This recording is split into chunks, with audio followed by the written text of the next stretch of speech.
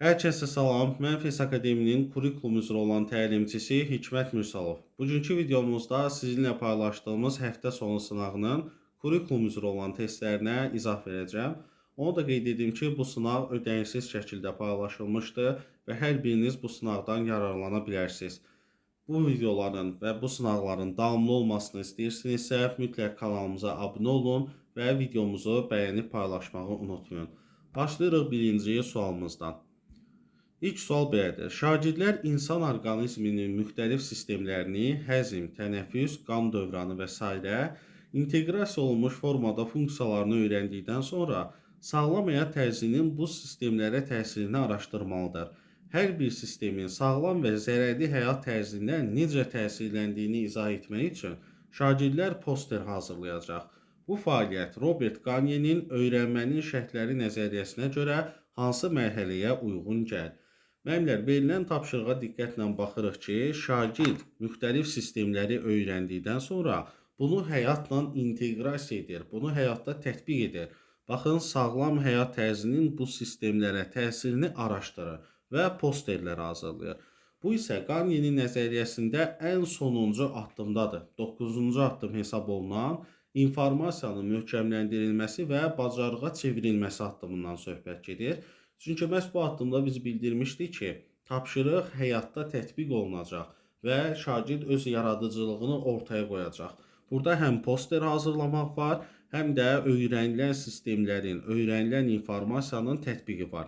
B bəndini götürürük, informasiyanın möhkəmləndirilməsi və bacarığa çevrilməsi. Növbəti sualımız. Müəllim şagirdlərə laboratoriyada tapşırıq verir. Təcrübə apararaq eyni miqdarda qazın temperaturunu dəyişdirdikdə, onun təzyiq və həcmində nə kimi dəyişikliklər baş verdiyini müşahidə edin və nəticə çıxarın. Şagird konkret ölçmələr aparır, göstəriciləri qeyd edir, temperatur artdıqca təzyiqin və ya həcmin dəyişməsini faktlara əsasən müəyyənləşdirir. Karl Jung'un psixoloji tiplər nəzəriyyəsinə görə şagirdin hansı tip şəxsiyyətə aid olduğunu söyləyə bilərik. Müəllimlər, biz görürük ki, şagird burada fikirlərini faktlara əsasən müəyyənləşdirir. Yəni, laboratoriyada bunu təcrübədən keçirdikdən sonra məhz faktlarla, dəlillərlə, konkret ölçmələr apararaq fikrini əsaslandırır. Bu isə onu göstərir ki, şagird görə biləcəyi, istifadə edə biləcəyi məlumatlardan, detallardan istifadə edir. Bu şagirdin duyğu ilə hərəkət etdiyini göstərir. Yəni, intuisiya ilə deyil, konkret olaraq gördüyü və istifadə elədiyi anlayışlara inanacaq və faktlara əsasən iş gördüyünə görə, yəni kənardan gələn stimullardan istifadə etdiyinə görə, bu isə həmin insanın ekstravert düşüncəli olduğunu göstərir. Düzgün cavabımız B variantı, ekstravert və duyğu psixoloji tipindən söhbət gedir. Növbəti sualımıza baxırıq. Bəli, doğru-yanlış cədvəldir. Hansı variantda uyğunluq gözlənilmişdir? Söz analizi aparmaq və söz ehtiyatı yaratmaq üçün istifadə edilən iş vərəqidir. Bilirsiniz ki, sözü təhlil etdiyimiz bir üsul var, o da Freyer modelidir. Amma burada insert yazılıb. Təbii ki, bu doğru ola bilməz, yanlışdır. Biri götürmürəm ona görə də. Bir məsələdə müxtəlif istiqamətli sualların hazırlanmasını ehtiva edir. Məsələn, Bloom kubu üsulunda biz bu bacarığı öyrənmişik ki, bir məsələyə müxtəlif cür yanaşılır və müxtəlif istiqamətli suallar və tapşırıqlar hazırlana bilir. Amma gördüyünüz kimi burada 3-2-1 üsulu yazılıb. Deməli, yanlışdır. Yanında isə həqiqətən yanlış olduğu vurğulanıb. Deməli, bu uyğundur. 2-ni götürürük. Fərqli yanaşmaları nəzərdən keçirmək və yeni həll yolları tapmaq üçün uyğundur. 4N1KH üsulu verib. Bu isə həqiqətən 4N1KH üsulunda var. Fərqli yanaşmaları nəzərdən keçirmək üçün suallar texnikasından istifadə edirik. Qarşımıza qoyduğumuz suallardan yeni istiqamətdə bəhrələnirik. Belə deyək, o suallara cavab axtarırıq və nəticə çıxararaq bunlardan istifadə edirik. Həqiqətən 4N1KH üsulunda var bu. Çünki suallar texnikasıdır. Amma yanında yanlış olduğu vurğulanıb deyə biz 3-ü götürmürük. Sual cavabı əsaslanan bu üsulda suala verilmiş cavabdan yeni bir sual çıxarılır. Bəli, bu Sokrat dialoqunun əsas ifadəsidir. Çünki orada belə bir zəncirvari proses var və doğru olduğuna görə həm də bilirsiniz ki, dialoqdursa, həqiqətən də bu sual-cavaba əsaslanmalıdır. Sual-cavab texnikasıdır və yanında da doğru olduğu qeyd olunub deyə 4-ü də götürdük. Yekun cavabımız 2 ilə 4 D variantı olacaq. Dördüncü sual. Yanlış fikri müəyyənləşdirin. Qiymətləndirmə meyarları elan edilərkən meyarların şagirdlər tərəfindən anlaşıldığını müzakirə etmək lazımdır. Bu doğru fikirdir, müəllimlər, yanlış deyil. Çünki həm təlim nəticələri bu cür olmalıdır, həm də oradan çıxardığımız qiymətləndirmə meyarlarını elan etdikdə şagirdlər bu meyarları anlayıblar yoxsa yox. Üstəlik təlim nəticəsi də belə olmalıdır. Təlim nəticəsi ilə şagirdi tanış etdikdə biz mütləq yoxlamalıyıq ki, şagird bunu anlayıb yoxsa anlamayıb, başa düşüb, əlavə bir sualı var yoxsa yox. B variantına baxırıq. Şəxsə və fəaliyyətə yönələn rəy həm təlim, həm də motivasiya üçün faydalıdır. Müəllimlər, biz bu fikri bu cür bildirməmişik. Fəaliyyətə yönələn rəy həm təlim, həm də motivasiya üçün faydalıdır. Amma həm şəxsə, həm fəaliyyətə yönəlibsə, artıq burada səhv var deməkdir. Bilirsiniz ki, verilən rəy şəxsiyyətə yönəlməli deyil. Şagirdin gördüyü işə, idraki fəaliyyətə yönəlməlidir. Ona görə B bəndimiz səhv olacaq. Bu da bizim sualımızın cavabıdır. C bəndi doğrudur. Şagirddə refleksiyanın inkişaf etdirilməsi onda özünü qiymətləndirmə bacarığını yüksəldir. Çünki metakognitiv bacarıqlarda bildirmişik ki, insanın özünü düzgün və obyektiv qiymətləndirməsi üçün refleksiya etmə bacarığı da olmalıdır. Şagirdlərə təlim prosesində nə öyrənəcəyini bilməsi ilə yanaşı, həm də necə bilməli olduğunu da aydın vurğulamalıyıq. Bax, bu da doğrudur. Şagirdlərdə özünü qiymətləndirmə bacarığı formalaşdırmaqla tənqidi təfəkkür arasında sıx bağlılıq var. Bəli, əgər insan özünə obyektiv yanaşmalıdırsa, ədalətli bir qiymət, dəyər verməlidirsə, bu da şagirdin tənqidi düşüncəsindən irəli gəlir. Ona görə bu bacarıqlar arasında həqiqətən sıx bağlılıq var. Bütün cavablarımız doğruydu. B bəndi səhv olduğuna görə o bizim cavabımız oldu. 5-ci suala baxırıq. Klasterdir və klasteri tamamlamayan fikri müəyyən edirik. Yəni, burada uyğun gəlməyən fikirdən söhbət gedir və gündəlik planlama verilib bizə. Gündəlik planlamada qiymətləndirmə meyarlarını dərsin məqsədinə uyğun çıxarmaq. Bəli, bu gündəlik planlamada olan bir xüsusiyyət həqiqətən də. Növbəti xüsusiyyəti biz axtarırıq. Dərs zamanı fəaliyyətlərin müxtəlif öyrənmə tipinə sahib şagirdlər üçün uyğun olması və diferensiyanı təmin etmək. Bəli, diferensiyanın təmin olunması, müxtəlif tapşırıqların verilməsi gündəlik planlamada var. Amma bizdən klasteri tamamlamayan fikri istədiyinə görə A bəndi doğru olsa da onu götürmürəm.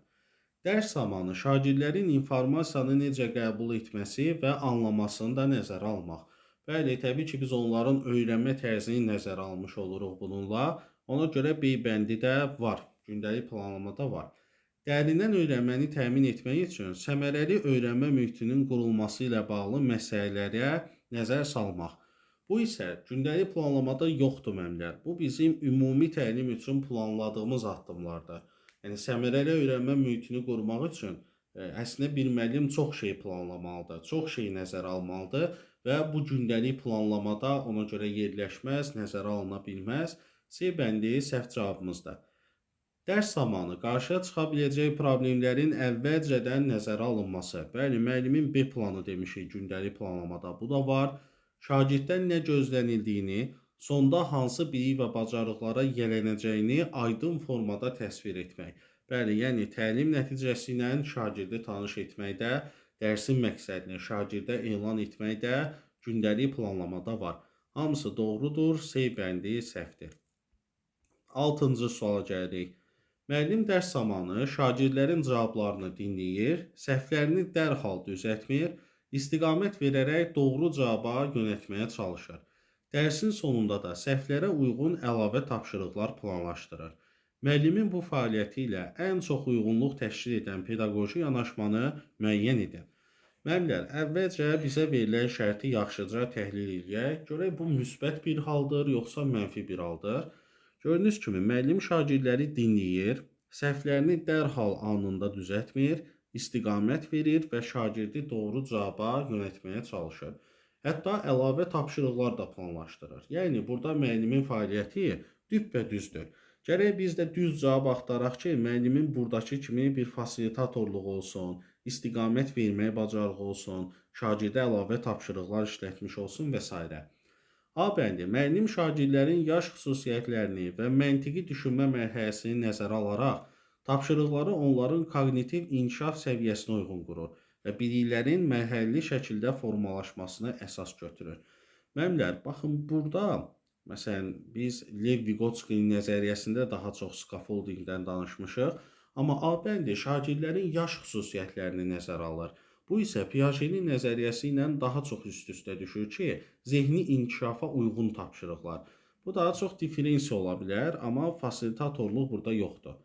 B bəndi müəllim şagirdlərin davranışlarını onların mənəvi mühakimə səviyyəsinə görə qiymətləndirir, düzgün qərar vermələri üçün etik dilemmalar təqdim edir və cavablarını əsaslandırmalarını təyin edir. Mənəvi mühakimə, mənəviyyatdan söhbət sadəcə Kohlbergin mənəvi inkişaf nəzəriyyəsinə gedir və burada isə biz scaffoldingdən, yaxın inkişaf zonasından danışmamışıq. Baxın, dilemmaların təqdim olunması. C bəndi müəllim dərs zamanı şagirdlərin emosiyalarını izləyir, özünü ifadə və empatiya bacarıqlarını inkişaf etdirmək üçün müzakirələr təşkil edir və emosional özünü tənzimləməni təşviq edir. Bu da Daniel Golemanın emosional zəka nəzəriyyəsinə aiddir müəllimlər. Baxın, özünü ifadə etməyini, empatiya bacarıqları və s. Təlim şagirdlərin davranış reaksiyalarının möhkəmləndirilməsi və düzgün cavabların təkrar yolu ilə öyrənilməsi prinsipi üzərində qurulmalıdır.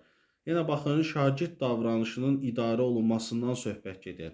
Amma yekun olaraq Y bəndi müəllim şagirdin potensial inkişaf səviyyəsinə çatması üçün çətin tapşırıqlar zamanı əvvəlcə model və ya nümunə göstərir. Bu isə scaffoldingdir və yuxarıda yazılan fikir bu nəzəriyyə ilə üst-üstə düşür. Həm də orada da fasilitatorluq var, bizə verilən şərtdə Y bəndində də var. Gördüyünüz kimi bu da nəzəriyyələrə uyğun bir tapşırıq idi. 7-ci suala gəlirik. Cədvəli tamamlamaq lazımdır müəllimlər. Birinci fikrimiz belədir. Bir modeli yığmazdan əvvəl onun necə görünəcəyini təsəvvür etmək üçün eskiz çəkir. Müəllimlər, bilirsiniz ki, xəritə ilə, diaqramla, sxemlə, çertyojla işləmək insanda qeyri-verbal düşünmə formasına uyğun gələn bir şeydir. Çünki verbal deyil, görüntü var, vizuallıq var, eskiz, şəkil, qrafika var. Ona görə birinci fikrə gərək biz qeyri-verbal yazaq. Niderland və Bangladeşin suvarma sistemləri müqayisə edilir. Şagirdlər bu sistemin ölkəmizdə də tətbiqinin uyğun olduğunu müəyyən edirlər. Baxın, başqa ölkələrin suvarma sistemini öz ölkəmizə uyğunlaşdırırlar. Burada analogiya var, eyniləşdirmə var, bərabərləşdirmə var. Analogiyanı qeyd etdik. Qaldı üçüncü. Sözün başlanğıc forması qrammatik şəkilçiyə qədər olan hissə hesab olunur. Bağımızdakı, dayımgil və evimizdəki kimi tipli sözlərdə qrammatik şəkilçi başlanğıc formaya daxil olur. Baxın, nümunələr verildi bizə, sözlər verildi və biz də qaydanı ortaya çıxardıq. Deməli, bəzi sözlərdə şəkilçi ardıcıllığı pozula bilər. Bax, biz bu qaydanı əvvəldən bilmirdik. İndi fikri ümumiləşdirdik və ümumi nəticə çıxardıq. Baxın, hər dəfə, məsələn, mən bunu ipucu kimi deyirəm ki, əvvəlcə nümunələr verilibsə, bax, xüsusi nümunələr verildi, biz də ümumiləşdirdik ki, bəzi sözlərdə belə olur. Xüsusidən ümumiyə gəlmək insanın induktiv düşünmə formasına uyğun gəlməklər. Yəni, bunun deduktiv olması üçün tərsinə olmalıydı. Biz buradakı qaydanı əvvəlcədən bilməliydik, sonra bu sözlərə onu tətbiq etməliydik. Amma tərsinədir. Nümunələrə baxıb oradan nəticə çıxarıramsa induktivdir. Görək buna uyğun bir cavabımız varmı? Qeyri-verbal, analogiya və induktiv düşünmə. Bəli, yekun cavabımız 7-də D variantı olacaq. 8-ci sual. Bu da cədvəldir. Cədvələ əsasən uyğunluğu müəyyən etmək lazımdır. Müəllim emosional gərginlik yaranan anda dərsə qısa fasilə verir, şagirdlərə hisslərini paylaşmaq üçün qısa refleksiya şəraiti yaradır. Bəli, görürsünüz, müəllim emosiyaları idarə etməklə məşğuldur. Bu isə həqiqətən Golemanın emosional zəka nəzəriyyəsində qarşımıza çıxan bir strategiyadır. Düz olsa da yanında yanlış yazılıb və A bəndini götürə bilmirik. Müəllim konkret materiallarla işləməyi üstün tutur. Çünki şagirdlərin abstrakt düşünməsi hələ tam formalaşmayıb. Görürsüz, burada yaş məsələsi var. Piagenin zehni inkişafı mərhələlərindən söhbət gedir ki, şagird hələ o mərhələyə gəlib çatmayıb. Ona görə abstrakt məlumatları anlamır hələ. Doğrudur, zehni inkişafı mərhələləridir. Doğru olduğuna görə sualımızın cavabı olur B variantı. Şagird dram fəaliyyətində rol alarkən mövzunu daha yaxşı anlayır. Baxın, burada psixoloji tiplər verilib, amma psixoloji tiplər ümumiyyətlə başqa bir nəzəriyyədir. Demək istəyir ki, burada özü iştirak eləyəndə, özü tətbiq eləyəndə daha yaxşı öyrənir. Amma burada doğru yazılıb deyə psixoloji tiplərə uyğun gəlmir bu. Məsələn, Piagetdə də gördük ki, özü öyrənməlidir. Doğru deyil deyə C bəndini götürmürəm. Bəzi qanunlar ədalətsiz ola bilər, ona görə də dəyişdirilməlidir. Görürsünüz, bir qanunun qoyulan qaydanın insanlar üçün ədalətli olub-olmadığını mühakimə eləyir. Mənəvi inkişaf nəzəriyyəsində də, Kolbergin nəzəriyyəsində belə bir addım öyrənmişik. Bu isə axırdan ikinci addım idi müəllimlər, sosial müqavilə. Doğru olsa da yanında yanlış yazılıb deyə D bəndini götürmürük. Şagird mürəkkəb mətni oxuyarkən əsas ideyanı vizual metaforaya çevirir və onu təsvir edir. Çoxnövlü zəka nəzəriyyəsi verilib, bu da doğrudur. Çünki şagird mətni oxuyanda onu vizual gücünə uyğun öyrənməyə çalışır. Bu da məkan vizual intellektdə var. Və fikir verin ki, yanında yanlış yazılıb deyə düz gəlmir. Sadəcə doğru olan cavabımız B variantıdır.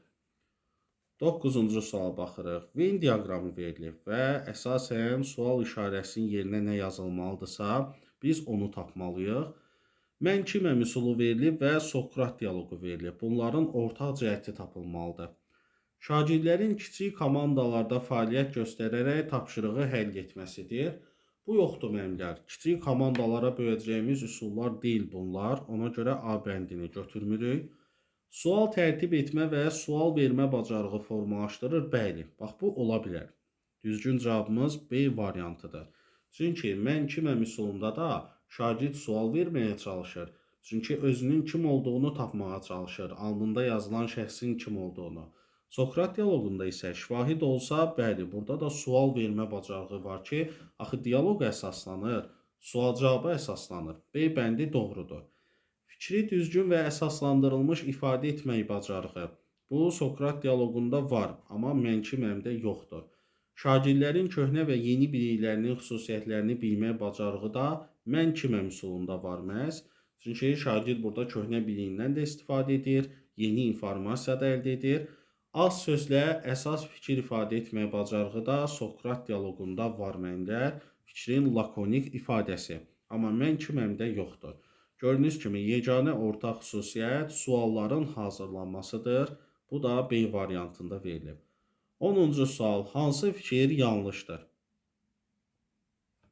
Təhlükəsiz və dəstəkləyici sinif mühitinin formalaşması üçün müəllim-şagird münasibətlərində qarşılıqlı hörmət və etimad əsas şərtdir. Bəli, təhlükəsiz, pozitiv bir mühitdə əlbəttə ki, qarşılıqlı hörmət və etimad əsas şərtlərdən biridir. Bu səhv ola bilməz. Şagirdlərə çətinliklərin öyrənmə prosesinin təbii və inkişaf etdirici hissəsi olduğunu izah etmək, onların davamlı motivasiyasına müsbət təsir göstərir.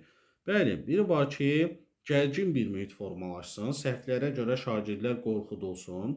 Biri də var ki, səhvləri normal qəbul edək. Səhvlər bizim öyrənməyimiz üçün bir vasitədir kimi yanaşaq. Ona görə bu da doğrudur. Açıq düşüncə və fərqli baxışların müzakirəsinə şərait yaradan strategiyalar sinifdə fəal öyrənmə mühitini gücləndirir. Bu da doğrudur müəllimlər. Açıq düşüncəli, pozitiv mühitlər, fərqli baxışların müzakirəsi, yəni insanın ağlına gələn ideyaların təşəbbüs etdirilməsi, bunlar hamısı fəal öyrənmə, aktiv öyrənmə üçün güclü strategiyalardır.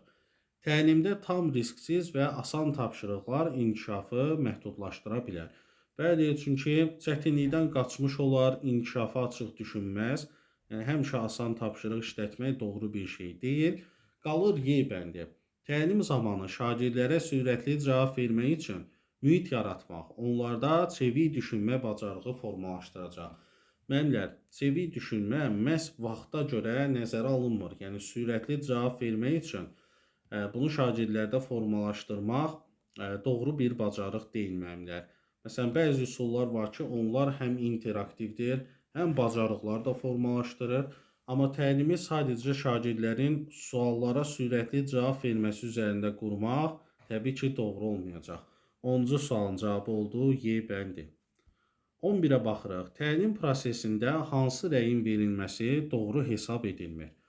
Vurma cədvəlində bəzən səhvlərə yol verirsən. Bunu daha yaxşı öyrənmək üçün otağında vurma cədvəlini divara as və tez-tez vurma cədvəlini təkrarla.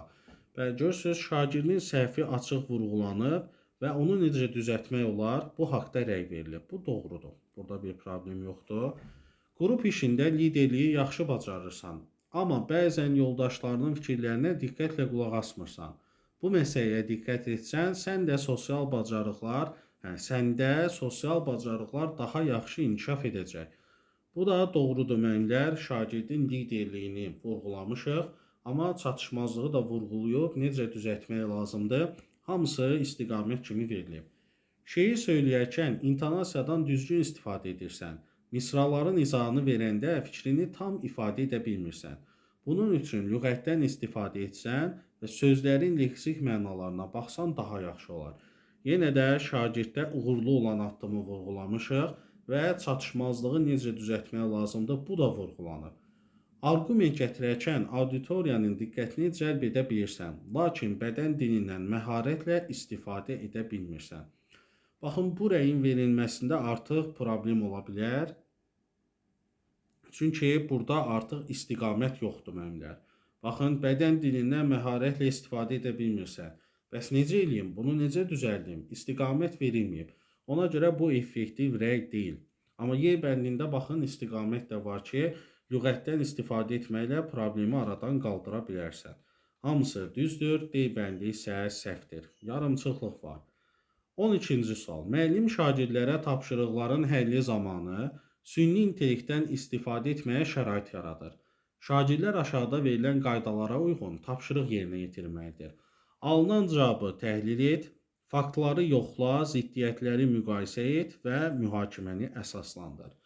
Verilmiş situasiyaya uyğun olmayan fikri müəyyən edin. Görürük ki, əsas addımlar təhlil etmək, faktları yoxlamaq, müqayisə etmək, mühakiməni əsaslandırmaq. Bunlar bizə analitik düşüncəni xatırladır və uyğun olmayan cavabı istəyir. A bəndi. Tapşırıq şagirddə savadlılıq kompetensiyasını gücləndirir, çünki o informasiyanı sadəcə qəbul etmir, onu qiymətləndirərək tətbiq edir. Bax, bu doğrudur, çünki informasiyanın pasiv qəbulu yoxdur, onu dəyərləndirib qəbul edir. Görürsünüz, cavabları təhlil edir, yoxlayır. Ona görə A bəndi doğru addımdır. B variantı. Tapşırıq şagirdin metakognitiv bacarığını inkişaf etdirir. Çünki şagird düşünmə strategiyasını şuurlu şəkildə analiz edir və nəzarətdə saxlayır. Bu isə səhvdir müəllimlər. Çünki metakognitivlə əlaqəsi yoxdur. Bunu şagird öz öyrənməsi üçün etmir ki, yəni özümüzə xas olan strateji biliklərimiz, bacarıqlarımız metakognitivdə var.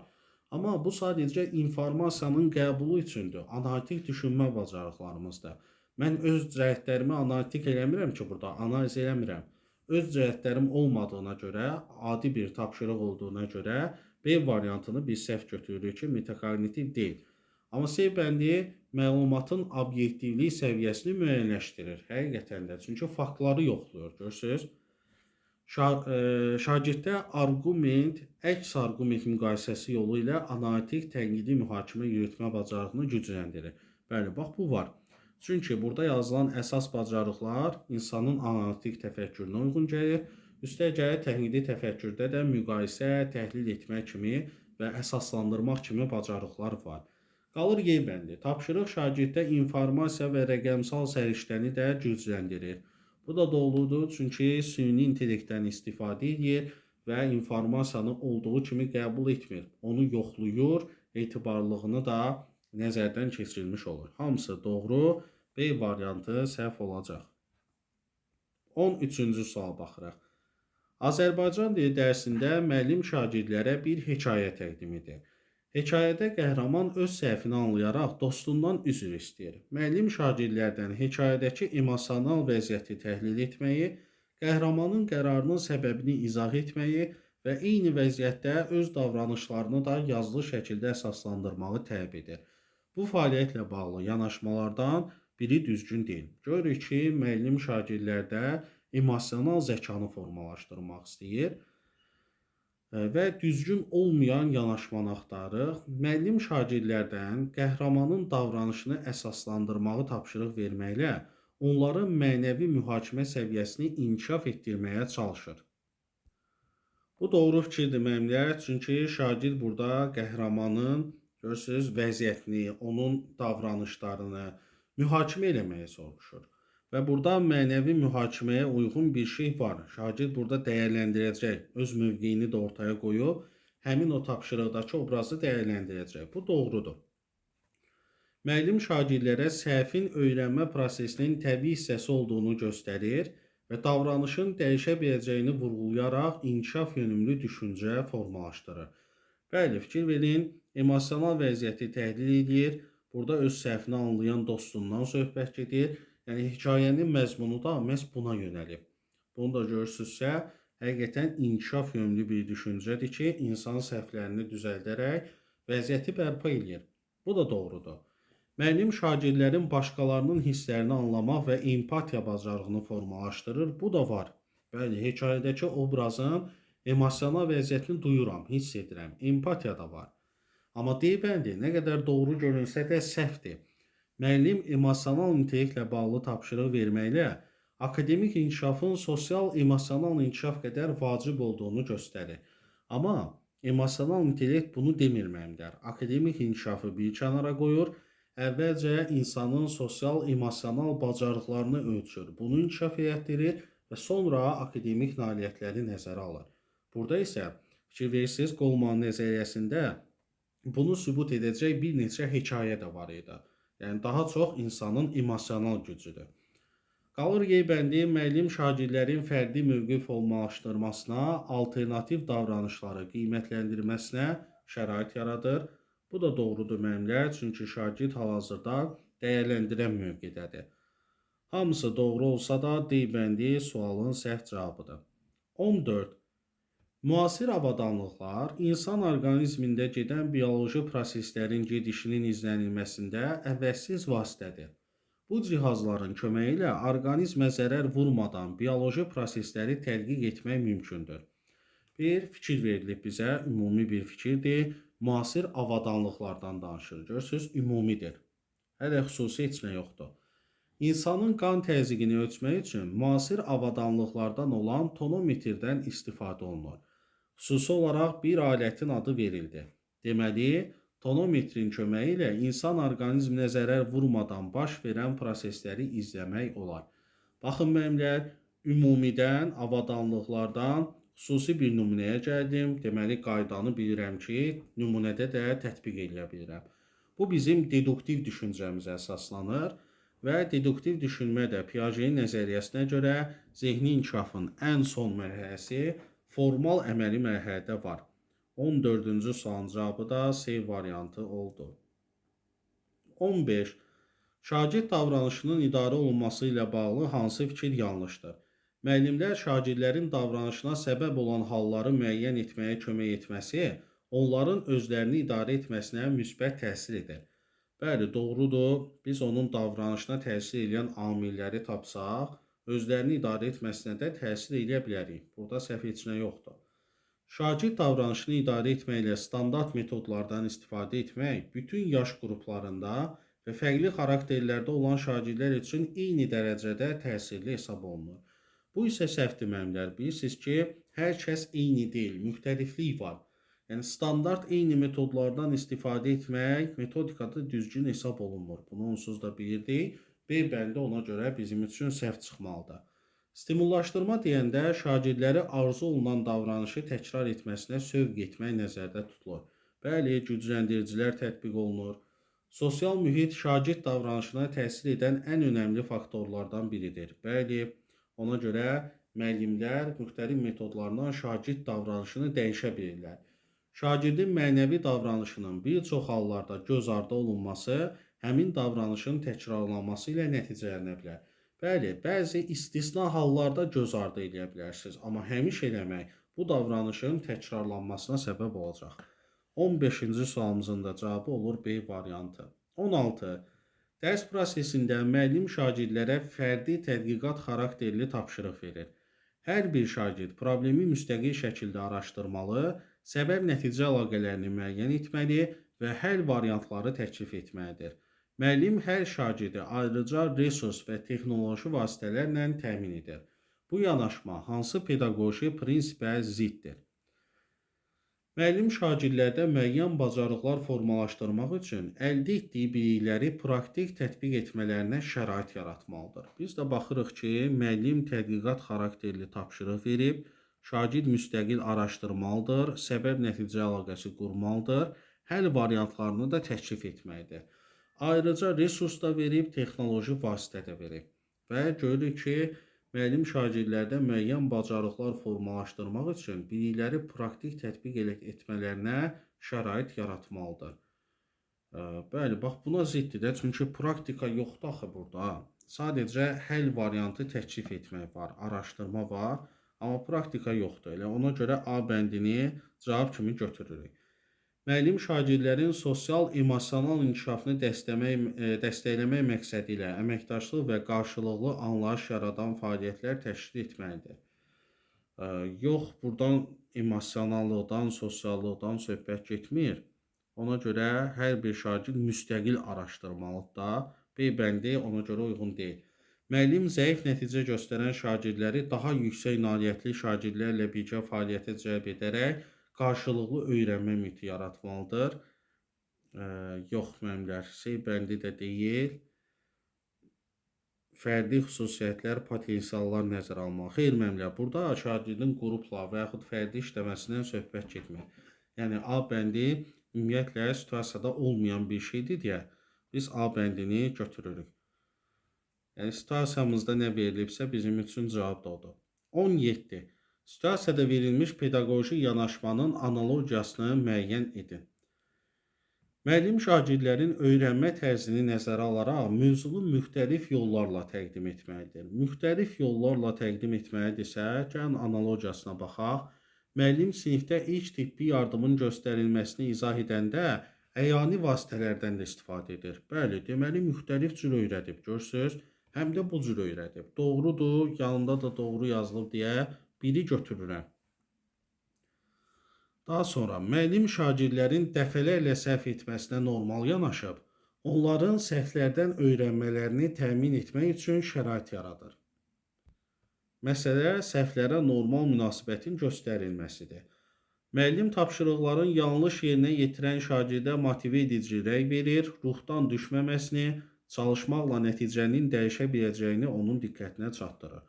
Doğrudur da, yenə səhvlərə normal münasibət göstərib, amma yanında yanlış yazılıb, görürsünüz? Ona görə ikini götürə bilmirik. Müəllim şagirdlərin yüksək dəyərlərə sahib olmaları üçün onlara müxtəlif situasiyalar təqdim edir. Bəli, mənəvi dəyərlərdən söhbət gedir və burada da görürük ki, müəllim real həyati təcrübələrlə tanış olmaları üçün müxtəlif xeyriyyətçilik aksiyalarına yönləndirir. Doğrudur da, mənəvi dəyərlər formalaşır, yanında da doğru yazıldığı üçün 3-ü də götürürəm. Emosional intellektin inkişafı şagirdlərin şəxsiyyət kimi formalaşmasında, gələcəkdə sərbəst seçimlər etməsində, öz həyat yolunu düzgün seçmələr etməsində mühüm əhəmiyyət kəsb edir. Bəli, emosional intellekt insanın şəxsi həyatına da müsbət təsir göstərir və analogiyasında da eyni şeydən danışır. Baxın, stres və narahatlığı idarə etmək təbii ki, emosional intellektin olduğuna işarədir. Amma düz olmalıydı, yanında yanlış yazılıb. 4-ü də kənara atırıq. 1 ilə 3 bizim yekun cavabımız olur C variantı. Gəlirik 18-ci suala. Şagird sinifdə təqdimat edərkən sinif yoldaşı müdaxilə edir, tez-tez yerindən danışaraq, zarafat edərək danışanın sözünü kəsir. Bu situasiyada problemi necə həll etmək məqsədə uyğundur. Şagirdin müdaxiləsi zarafatyanı olduğu üçün prosesi dayandırmamaq, soyuqqanlı olmaq daha uyğundur deyir, amma səhv deməklər. bir problemi göz ardı etmək onun daha da mənfi nəticələr verməsinə səbəb ola bilər. Təqdimata müdaxilə edən şagirdi hamının yanında irad bildirmək, sinifdəki hakimiyyətin sizdə olduğunu ona və hamıya hiss etdirmək. Xeyr müəllimlər, hamının yanında irad bildirmək, yəni üstün olan mənəm kimi düşünmək təbii ki, doğru bir şey deyil. Təqdimata müdaxilə edən şagirdlə dərsdən sonra təklikdə danışmaq və onun davranışının digər sinif yoldaşlarına necə təsir etdiyinə diqqəti yönəltmək lazımdır. Müəllimlər, bu biraz doğru görünə bilər, amma problemimizin həlli deyil. Bizə o lazımdır ki, dərs prosesi həm pozulmasın, həm də şagirdə qaydaları xatırlatmalıyıq ki, sən müdaxilə edirsən, olmaz. Şagirdin müdaxiləsinə göz yummaq. Bax, bayaq dedik ki, bu da doğru deyil. Qalır yeybəndi. Təqdimata müdaxilə edilən şagirdin adını lövhədə yazmaqla qaydaları xatırlatmaq və təqdimatı kəsmədən qeyri-verbal işarə verməklə prosesi davam etdirmək. Görürsünüz, burada artıq problemimizin həlli yolu var və biz belə etməklə dərsdə vaxt itkisi də yaşamırıq. Üstəgəl şagirdin diqqətlərini də başqa yerə yönəltmirik. Görürsünüz, belə bir qayda və yaxud kart verilməsi, bir simvolun irəli sürülməsi, bu cür qaydalar öyrənmişsiniz sinifin idarə olunmasında. Cavabımız oldu Y bəndi. 19-cu sual baxırsınız. Müəllim şagirdlərə dilemma təqdim edir. Bir gəmi fırtınaya düşüb batmaq üzrədir. Gəmidə 24 heyət üzvü var. Xilas olmaq üçün gəmidəki heyət üzvü ehtiyat qayıqlara keçməlidir. Kapitan bir-bir insanlara kömək edərək qayıqlara mindirir. Amma qayığa yalnız 23 şəxs minə bilər. Bir nəfər hələ də gəmidə xilas olmasını gözləyir. Bu zaman kapitan qərar verməlidir. Gəmidə qalan şəxsi xilas etməlidirmi, yoxsa onlar yoluna davam etməlidirmi? Gördüyünüz kimi mənəvi dilemmalardan biridir. Şagirdin mənəvi düşüncəsini yoxlayır və Kolbergin nəzəriyyəsinə görə universal etik prinsiplər bizə nə deyərdi? A bəndi, xeyr, 23 insanın xilas olması yoxsa 24 insanın həyatının məhv olması fikrini düzgün götür-qoy etməlidir. Çünki qayıqda olanların həyatını riskə atmaq düzgün deyil. Görürsünüz, qayıqdakıların həyatından danışır, onların haqlarından danışır. Bu universal etik prinsip deyil. Ondan daha aşağı mərhələdir ki, insanların ədalətliliyini, haqqını, hüququnu müqayisə edir. Ona görə A bəndi deyil. Bəli, çünki kapitanın qərarı şəxsi mühakiməyə əsaslanmalıdır. Gələcəkdə o da belə bir faciə ilə üz-üzə qala bilər. Görürsünüz, qarşılıq gözləyir deyə bu individualizmdir, bəli, onun şəxsi yanaşmasıdır. Bəli, kapitan geri qayıdır, çünki insan həyatı toxunulmazdır və hər bir fərd bərabər mənəvi dəyərə malikdir. Nəticə nə olursa olsun, bu prinsip pozula bilməz. Bax, görürsünüzmü, burada isə bizə lazım olan cavab var. Çünki universal etik prinsiplər insan həyatına dəyər verir. Burada qaydalardan, qanunlardan, bərabərlikdən, hüquqluqdansa, əsasən onun işi bu cür xeyriyyətçilikdir. Bu cür dəyərləri anlamaqdır. Ona görə C bəndi doğru cavabımızdır. D bəndi. Hər kəs onu qəhrəman kapitan adlandıracaq deyə bu davranışı etmək. Görürsünüz, burada qəbul olunmadır. İnsanlar nə deyər? Bunu düşünür. Bəli, çünki kapitanın həmin şəxsi gəmidə qoyub özünün qayığa minməsi sağ qalsa belə onun məsuliyyətə cəlb olunması ilə nəticələnəcək. Görürsünüz, cəzadan qorxur deyə bu isə ən kasıb mərhələ, yəni ən birinci mərhələ cəzaya itaət edən mərhələ itaət və cəza mərhələsidir. C bəndi universal etik prinsiplərə uyğun gəlir. Və sonuncu sualımız. Qrup müzakirələri zamanı müəllim müşahidə edir ki, bəzi şagirdlər ardıcıl olaraq qrup adından danışır, qərarları tək başına verir, digərləri isə fikirlərini bölüşmür ya da müzakirələrdən uzaq qalırlar. Belə vəziyyətin davam etməsi həm fərdi öyrənməni məhdudlaşdırır, həm də təlimin ədalətli təşkili prinsipini pozur. Bu problemi həll etmək üçün müəllimin tətbiq edəcəyi hansı strategiya həm sosial-emosional öyrənməni, həm də inklüziv təlimi təşviq eləyər ki, bax bu cür fərqliliklər yaranmasın. Yəni şagirdlərdən kimsə kənarda qalmasın, hər kəs qoşulsun. A bəndi, qrup daxilində rolların əvvəlcədən paylaşılmasını təmin etmək. Bax, bu doğru olar ki, şagirdlər nə edəcəklərini bilmiş olsunlar və konkret məsuliyyətlər verməklə onların fəallığını artırmaq. Bəli, görürsüz, fəal olacaqlar, aktiv olacaqlar, emosional öyrənmə də var burada. Üstəgəl bərabərlik də var ki, hər kəsə rol verilir. Ona görə də A bəndi ən uyğun cavabımız olacaq. B bəndi qrup işlərindən imtina edərək fərdi tapşırıqlara keçmək. Müəllimlər, qrup işində problem varsa, anında onu dayandırmaq düzgün deyil. Problemi həll eləyin də üsulu dəyişməkdənsə. Dominant şagirdlərə xəbərdarlıq etməklə onların iştirakı məhdudlaşdırılmalıdır. Yəni kimlərsə kənarda qalmalıdır. Bu isə inklüziv deyil. Şagirdlərin müzakirə zamanı nə qədər danışdığını qeyd edib, dərs sonunda fərqləndirici şəkildə mükafatlandırmaq, təbii ki, bu da doğru deyil müəllimlər. Passiv qalan şagirdlərə ev tapşırıqları vasitəsilə əlavə yük vermək. Bu da inklüziv deyil.